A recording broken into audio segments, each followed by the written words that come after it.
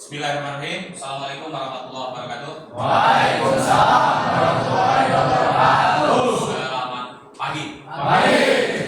Apa kabar kalian hari ini?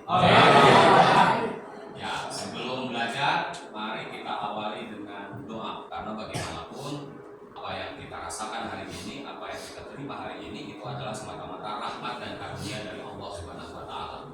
Maka sudah menjadi kewajiban kita sebagai umat yang beragama untuk senantiasa bersyukur dengan mengucapkan minimal alhamdulillah. Yang kedua, senantiasa berdoa, memohon pertolongan agar apa yang kita lakukan ke depan itu mendapatkan kemudahan, kelancaran, dan memberi manfaat yang baik bagi kehidupan kita.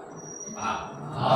Yang berikutnya tolong kalian perhatikan bahwa apabila hari ini kita bisa duduk bersama-sama di sini, kalian bisa duduk berteduh di bawah bangunan ini, itu semata-mata adalah jasa-jasa orang tua kalian. Maka jangan lupa dalam setiap doa yang kalian panjatkan, selalu doakan orang tua kalian agar orang tua kalian senantiasa dikaruniai kesehatan, dimudahkan dari segala urusan, dilapangkan rezekinya. Paham ya? Ya. Salah satu kewajiban seorang anak adalah berbakti kepada orang tuanya. Dan salah satu bakti yang paling sederhana itu adalah dengan cara senantiasa mendoakan kepada kedua orang tua. Paham? Oke. Ervin, mana Ervin? Maju Vin. Diri sini Vin. Kamu pimpin berdoa. Sebelum kita belajar, marilah kita berdoa. Berdoa melalui mulai. Anak-anak sekalian, hari ini kita akan belajar mata pelajaran produk kreatif kewirausahaan. Apa? Produk kreatif kewirausahaan. Ada dua kata kunci dari nama mata pelajaran itu. Yang pertama adalah kreatif. Yang kedua kewirausahaan. Mata pelajaran ini mengajarkan kepada kalian bagaimana untuk bisa membuat produk-produk kreatif, produk-produk alternatif, produk-produk yang bernilai jual. Yang kedua, mengajarkan kepada kalian kemampuan untuk berwirausaha. Wirausaha ini penting. Kenapa penting? Satu, sekarang ini jumlah pengangguran di Indonesia semakin hari semakin bertambah. Jumlah tamatan sekolah, baik SMK kalian ini dan perguruan tinggi semakin tahun semakin bertambah. Artinya bahwa kesempatan untuk mendapatkan pekerjaan itu persaingannya menjadi semakin tinggi. Tidak menutup kemungkinan ada di antara kita yang akan kesulitan dalam mendapatkan pekerjaan. Oleh karena itu, agar kita tetap produktif, apabila kita melamar ke dunia industri ini sulit, apa salahnya kalau kita berwirausaha? Paham? Jelas? Jadi jangan lagi bergantung, oh saya ketika lulus nanti mau kerja di pabrik anu. Ketika lulus saya mau bekerja di pabrik anu. Mulai sekarang kalian harus berpikir bagaimana membuat lapangan usaha kalian sendiri. Dan itu bisa diawali dengan hal-hal yang sederhana, berangkat dari lingkungan belajar kalian sendiri. Saya ingin bertanya kepada kalian, karena begini, SMKN 1 Pleret itu sejak 3 tahun terakhir secara berturut-turut ditunjuk menjadi sekolah pusat keunggulan. Apa dampaknya? Jumlah peminatnya bertambah, ya kan? Jumlah peminatnya bertambah. Satu contoh, untuk program keahlian teknik pemesinan biasanya kita hanya menerima berapa? 2 kelas. Sekarang kita menerima 3 kelas. Artinya jumlah peserta didik, jumlah siswa di sekolah kita ini semakin banyak. Timbul resiko tidak? Apa salah satu contohnya?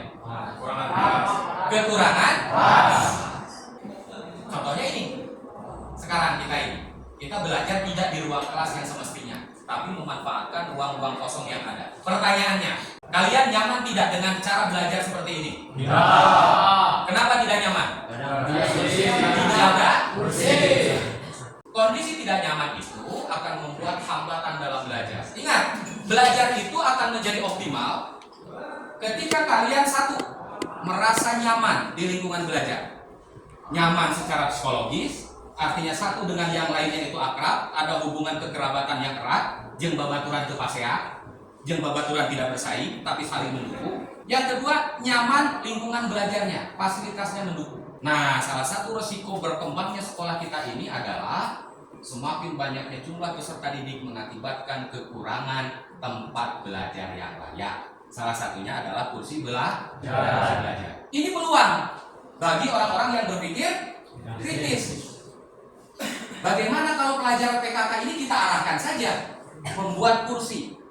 Apa keuntungannya? Satu, kompetensi kalian meningkat, bertambah. Karena membuat kursi itu kompetensinya banyak. Di situ butuh kemampuan mengelas, di situ butuh kemampuan untuk bisa berhitung, di situ butuh kemampuan untuk bisa menganalisis bentuk kursi seperti apa yang kita inginkan. Keuntungan yang kedua, sekolah diuntungkan. Anggaran yang tadinya bisa untuk beli kursi bisa dialihkan ke hal lain yang lebih produktif. Paham? Maka salah satu rencananya nanti kita buat kursi, sehingga nanti minimal kalian tidak belajar dengan cara seperti ini lagi, tapi duduk di tempat masing-masing dengan alat duduk yang layak. Paham? Oke. Kelompok berapa ini? Kelompok 1. Mana kelompok 1? Oke, sisanya kelompok 2 ya. Sekarang kita motong bahan dulu ya. Motong bahan, gambarnya ini. Ini nanti kalian buat desain seperti ini. Bahan-bahannya nih. Kalian nanti motong panjang 85 2. Panjang 65 1. Panjang 50 1, panjang 49. Bahannya ambil nanti di tempat penyimpanan bahan. Lalu potong di sini.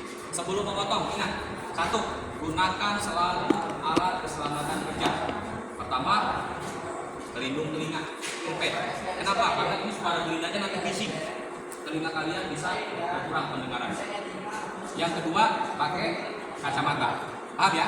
Jelas ya? Oke. Yang ketiga, ini yang terpenting. Kenapa dibuat berkelompok? Agar kalian belajar saling bekerja sama. Ingat, tidak ada kesuksesan yang bisa diraih oleh satu orang. Keberhasilan seseorang itu adalah faktor dukungan orang lain. Maka kalian harus saling bekerja sama, saling bergotong royong. Ini yang sekarang mulai hilang di masyarakat kita, sikap gotong royong. Nah, kita kembangkan, kita jaga di sekolah. Jelas ya? Saling bekerja sama, saling bergotong royong, saling dukung supaya pekerjaan itu menjadi ringan. Yang paling penting, jaga keselamatan, gunakan selalu alat keselamatan kerja. Oke, manfaatkan dulu bahan yang pendek. Kita potong dulu ukurannya, ukuran 85. Lalu gores.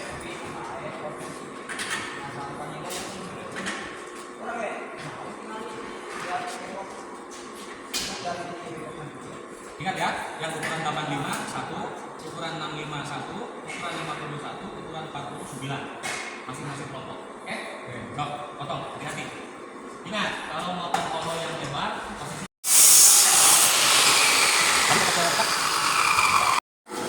sudah? Oke, nah ini berapa ini? 2, 1, 9. Nah sekarang ini kalian setting menjadi perangkat isinya itu berapa? Lihat. Setting di sini, ya. Settingnya di tempat pengelasan, jangan di sini. Nah, sekarang bawa dulu ini bahan-bahannya ke sana. Ayo kita buat setting oplosannya.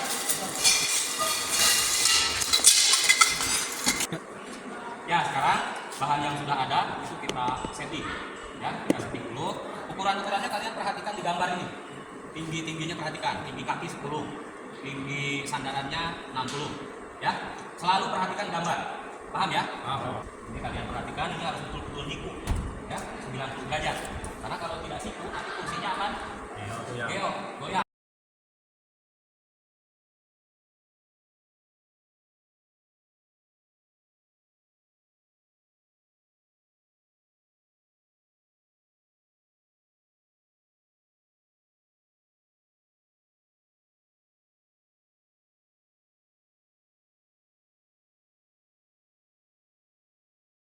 Nah, perhatikan sekarang bagian sampingnya ini harus kalian lapis menggunakan list ini.